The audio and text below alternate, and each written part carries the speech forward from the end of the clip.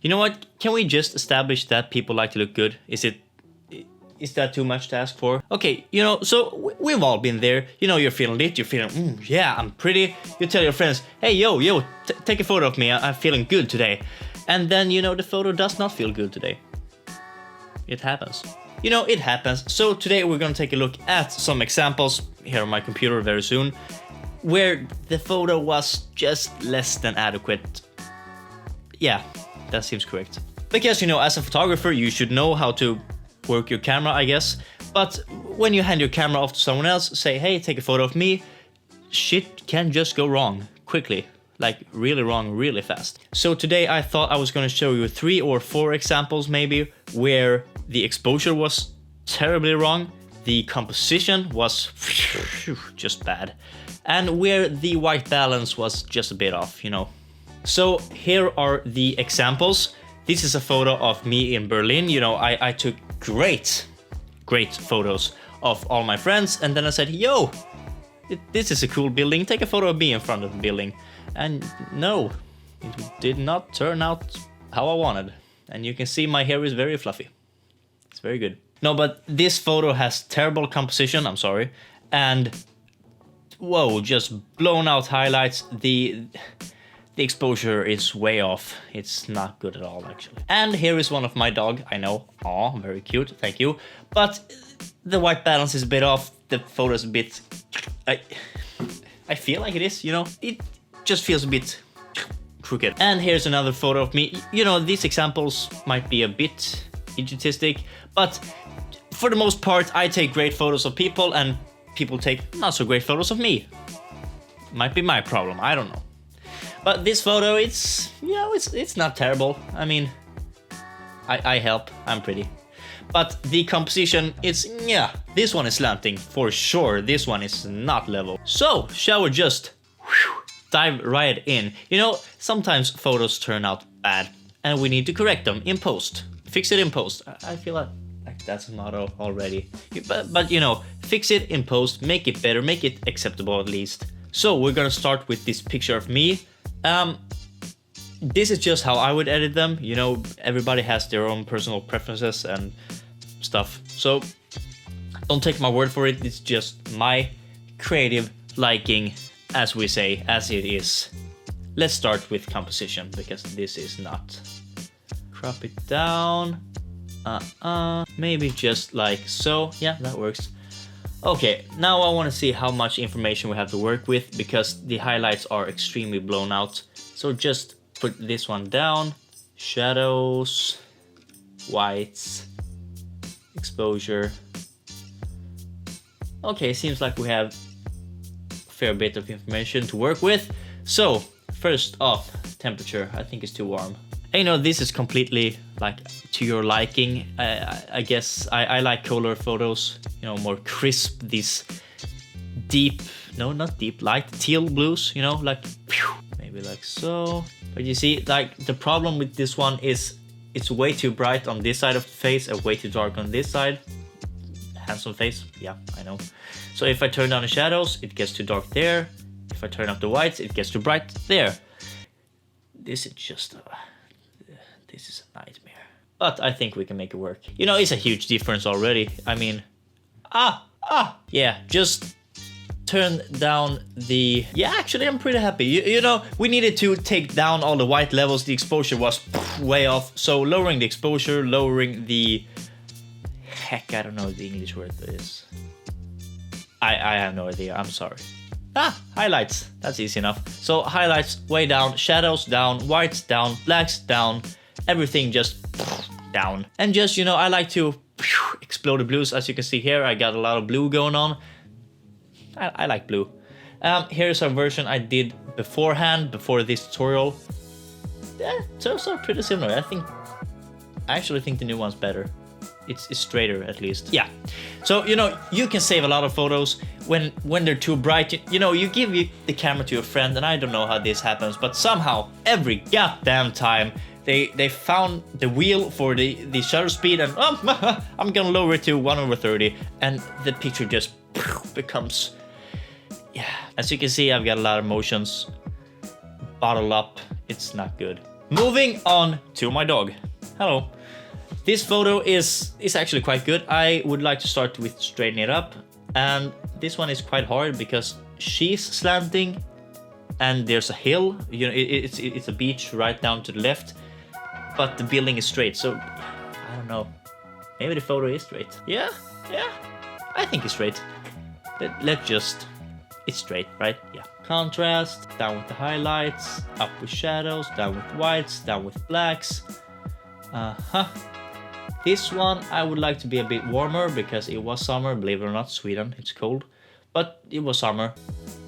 And she has a, like, I guess you could say caramel skin. Just bump up her skin, bump up the luminance. The blues of the skies, I would like to be a bit more, yeah. And the greens, it should look like summer, I feel. Wow, that's a huge difference. But you know, I'm not happy with this guy. Hold on, maybe like that. Ah, yeah, look at that. That is one amazing photo, if I could say so myself. But you know, you can always still go with a brush and just paint a bit in the foreground, a bit darker, you know, a little bit darker. Yeah, something like that. So it seems like the foreground is more separated with the subject and background. Yeah, I'm happy.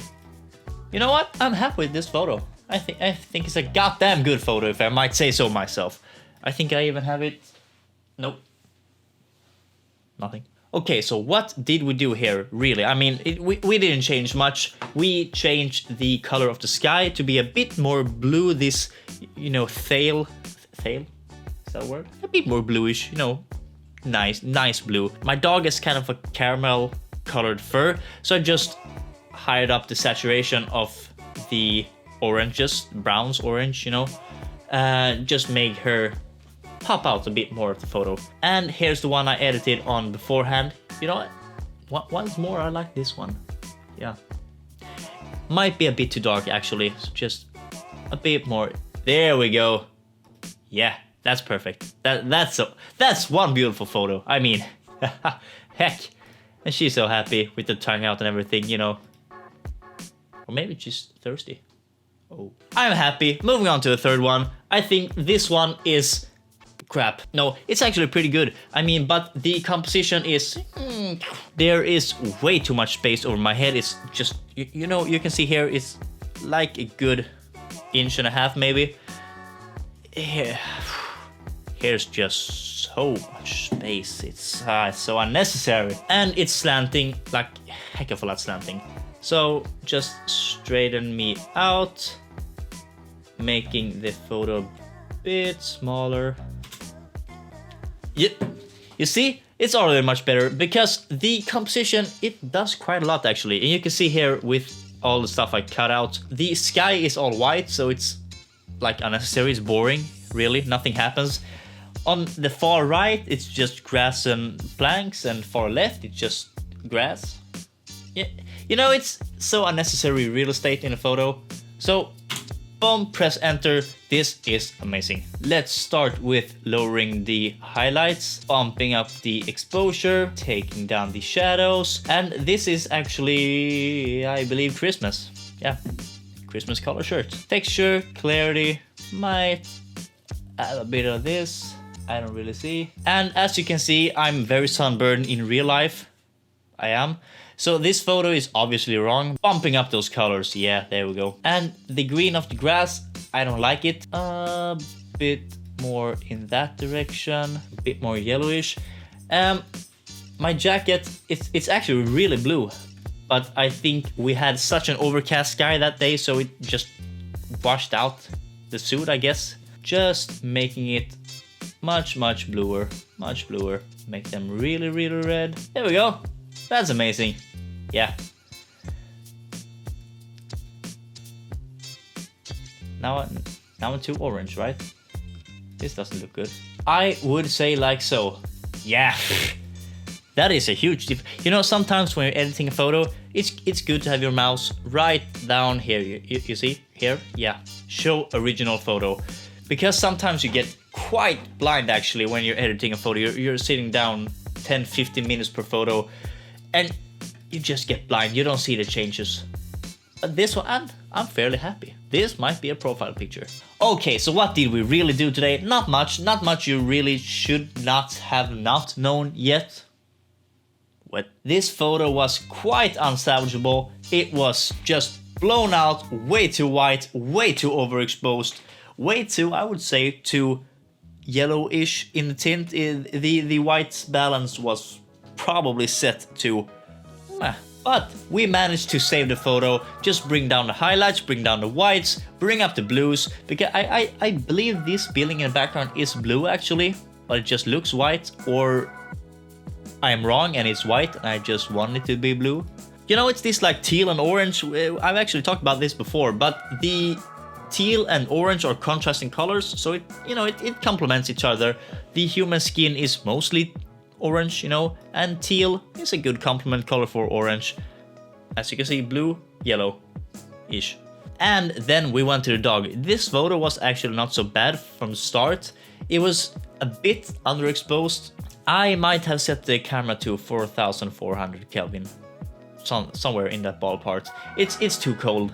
And she doesn't, you know, pop. She doesn't pop out of the picture. It's just very bland.